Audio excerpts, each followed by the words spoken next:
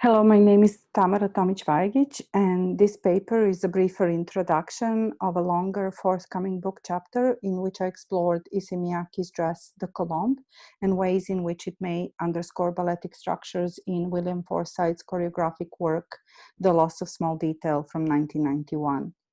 From my perspective of a spectator, I view connective affinities and discrete gestures of folding in these two artistic entities, Miyake's dress and Forsythe's choreography, as a layered relationship through which fashion and dance structurally illuminate each other. In this introduction, I will try to explain one part of that argument, but I'm happy to discuss any other parts of the chapter with you in our conversation later. So here I'll try to illustrate why I think that Miyake's dress in Forsythe's ballet may be understood as a choreographic object, a concept articulated by Forsythe separately in the context of his work with choreographic installations. The first thing I want to point out is that this particular Miyake dress, the Colombe, existed separately and before Forsythe's ballet. That is to say, it wasn't created as a costume. It premiered on a catwalk as a design garment in Issey Miyake's Spring-Summer Paris 1991 collection. Miyake named the dress, and I quote, "the Colombe in French, or dove, after the symbol of peace," end quote. The Colombe has several versions or variations shown in succession in that same fashion show. And you can watch this fashion show on the archival recording from the fashion channel on their YouTube presentation, and I'll provide the link later. But importantly, the Colombe is one of the explicit examples of Miyake's famous aesthetic concept of one piece of cloth, or the piece of cloth, which always already includes movement. This is to say that the dress is made from one piece of monofilament textile, and it's folded into the shape without further cutting and sewing. For its simplicity of base and innovation of form, fashion historian Bonnie English denoted the Colombe as, I quote, "seminal garment which transforms a single flat panel of cloth into a softly draped dress. The snap fasteners are used both functionally and decoratively," as English explains, "to shape the fabric into its oblique form." So we can see how the Colombe only becomes an elaborate sculptural entity through gestures of folding, which in fact disguise a very simple, irregular rectangle base. The importance of the Colombe is seen in many retrospectives of Issey Miyake. For instance, here you can see it on the book cover of the exhibition catalog for Issey Miyake's retrospective at the National Art Center in Tokyo in 2016, or in previous exhibitions. Oftentimes the whole series was featured as you can see in this exhibition, Issey Miyake Making Things in New York in Ace Gallery in 1999, where the folded dresses are shown on dress forms, but unfolded dresses are mounted on the wall, and you can see those irregular rectangles, and even if you look closely, you will see the snap fasteners that were made, making these forms possible. But Miyake and Forsythe famously collaborated over several decades. The Colombe dress was the first point of that prolific collaboration, and one object or design which is still seen in Forsythe productions today, interestingly enough. This dress was originally used in Forsythe's one-act ballet, The Second Detail, which was created for the National Ballet of Canada in February 1991. You can see that in this Canadian original, the dress was not used as a costume. It was rather a sculptural scenographic element seen here above the dancer, Martine Lamy. The costumes were monochrome grain bodysuits designed by Forsythe in collaboration with the National Ballet of Canada Costume Department. Among the gray elements, the Colombe was a tonal design accent, or a poetic object, which, as Forsythe said, was suspended in the air.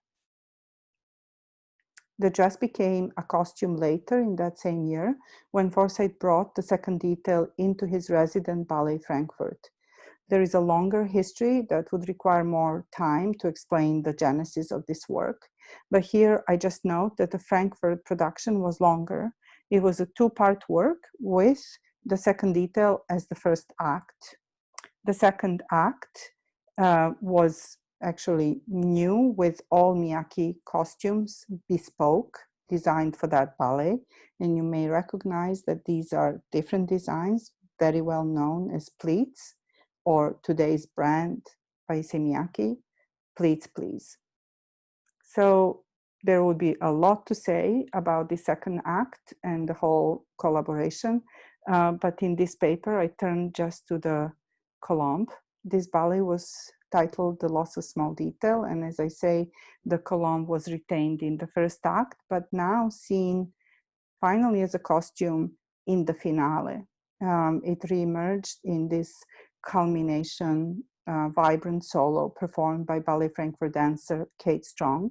Here you can see it danced by National Ballet of Canada ballerina Stephanie Hutchinson in the production that was later updated in the National Ballet of Canada.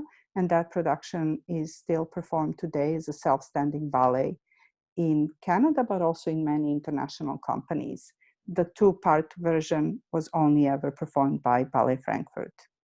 So you can see how here the Colombe is again a tonal accent, but now the one that bursts on the stage in movement. So for me, I think of Colombe as an interesting synergetic structure in Forsythe's choreography.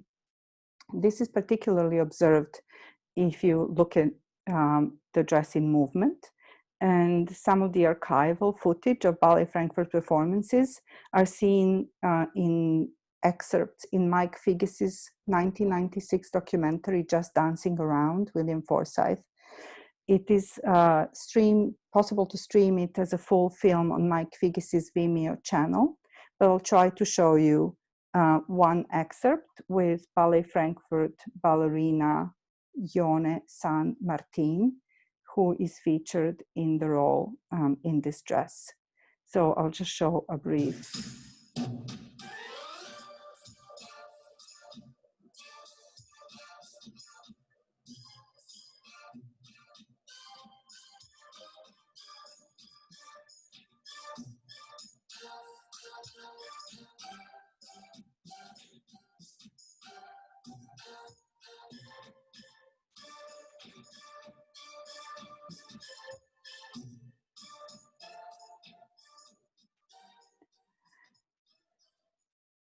In this film, you can observe, or we can observe, how the choreographic movement amplifies the independent movement of the dress.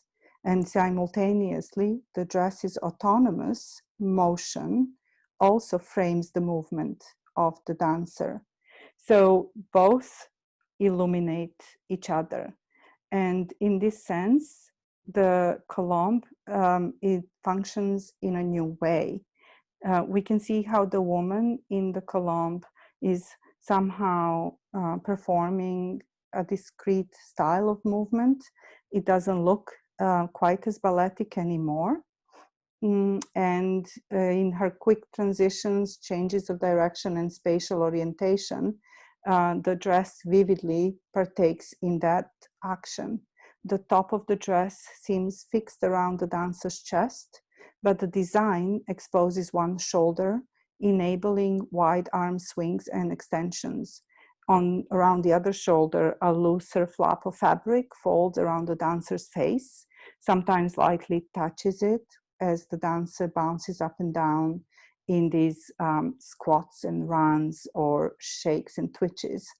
The dress's bottom, which is fixed around the waist, flies about the space with the dancer, opening and framing the legs, and which are really expressive in high kicks and jumps.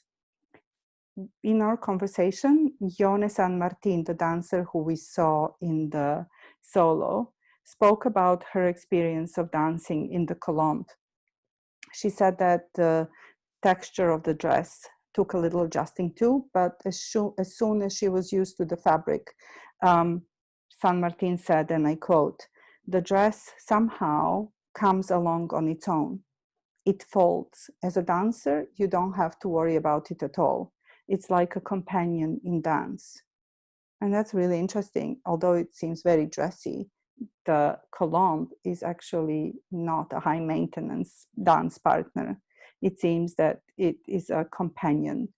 And that's interesting for a dress that was not made purposefully to be a costume. That means that the dress brings its own agency. As a performance partner, it underscores the novel movement style as well. So in that longer chapter, I proposed that the Colombe's voluminous reconfigurations of folding echo the topological shifting of Forsythe's balletic structures. And I try to make a parallel with Forsythe's concept of disfocus, which is used in choreography as a way of folding the balletic structure of épaulement. And I was sort of inspired by Forsythe's recollection and reflection on the use of the dress in Canada as a scenographic element. When I asked him about the motivation to include the suspended Colombe as a scenographic object in the first Canadian version, Forsythe clarified that the dress did not directly influence the choreography. Yet, as he said, there was an interesting structural compatibility with his movement ideas. He said, "The Miyake dress was always fascinating because it's one piece of cloth. It's one piece of cloth," he repeated, "and it's just been attached at certain points to itself, so it makes incursions into its own substance. And that kind of inverted épaulement is in some sense a kind of folding back in that is a response in itself." So Miyake's Colombe, first used as a stage design object, then became a costume and a dance partner, may be seen as analogous object to Forsythe's concept of choreographic objects, which are physical entities that relate to bodily actions. Typically, such objects are site-specific installations made for museums and art galleries by Forsythe, but I see Colombe in a similar way. As Forsythe explained in his essay of the same title, a choreographic object is not a substitute for the body, but rather an alternative site for the understanding of potential instigation and organization of action to reside. As a mirroring structure and an independent clothing garment that becomes a scenographic object, and ultimately a costume partner, the Colombe also is a shapeshifter, a choreographic object which responds to Forsythe's question, what else besides the body could physical thinking look like? So in that longer chapter, I keep following the trail of the fold and even observe different changes of the ballet as a two-part work and one act version, and try to make a case of the ballet as a work itself being a folding structure, a shapeshifter that is similar, like the Colombe's structures that keep refolding and folding into new shapes, yet retain its same ontological base. So I would be happy to respond and talk about that more with all of you. But for now, I want to stop and thank you for listening. And yes, still here are those links that I encourage you to watch, both the fashion show and Mike Figgis's film with performances by Ballet Frankfurt. Thank you.